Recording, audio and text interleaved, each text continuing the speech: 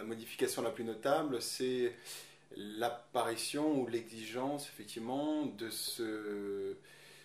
d'embrasser effectivement cette nouvelle réalité qu'est le bimédia. Et ça effectivement c'est quelque chose aujourd'hui dans le fonctionnement quotidien qu'on a dû intégrer.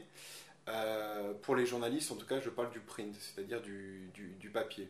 Toutes les rédactions, je crois, aujourd'hui, sont plus ou moins pourvues d'équipes spécifiquement dédiées au journalisme web.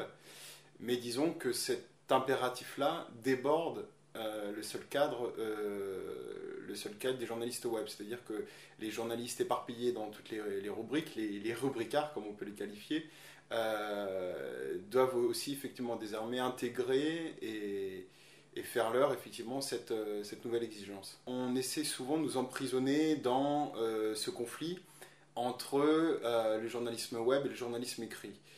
Je vais dire là, rien d'absolument nouveau, d'absolument neuf, mais je pense qu'il me semble en tout cas plus pertinent de les penser sous une forme de complémentarité, parce qu'effectivement,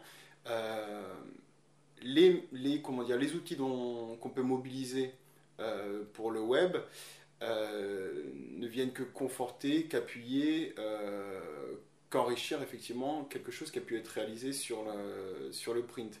Donc je vois une espèce de dialogue permanent entre effectivement les possibilités offertes par le web et l'écrit. Après, malgré tout, bien sûr que l'inquiétude, elle est là, s'agissant de l'avenir papier, elle est là, elle est présente. On pourrait très bien penser que le journalisme papier et que les journaux papier ne devraient plus exister. Or, ils existent encore aujourd'hui. Donc ça répond bien à une demande. Cette demande, malgré tout, elle est fragilisée, à mon avis, par plusieurs choses. Parmi ces choses, je pense en partie que le pouvoir économique des lecteurs aussi décline, s'affaisse. En raison de quoi, je pense qu'il y a aujourd'hui des gens qui voudraient continuer à lire les journaux et qu'ils ne peuvent plus, ou alors moins. C'est-à-dire qu'on ne va plus acheter nécessairement, je pense pour certaines personnes, un quotidien chaque jour, mais on va s'efforcer de l'acheter une, deux ou plusieurs fois par semaine. C'est ça, je pense voilà, que précisément le papier a encore droit de citer, il y a encore un avenir. Mais cet avenir, effectivement, il est menacé, il est fragile.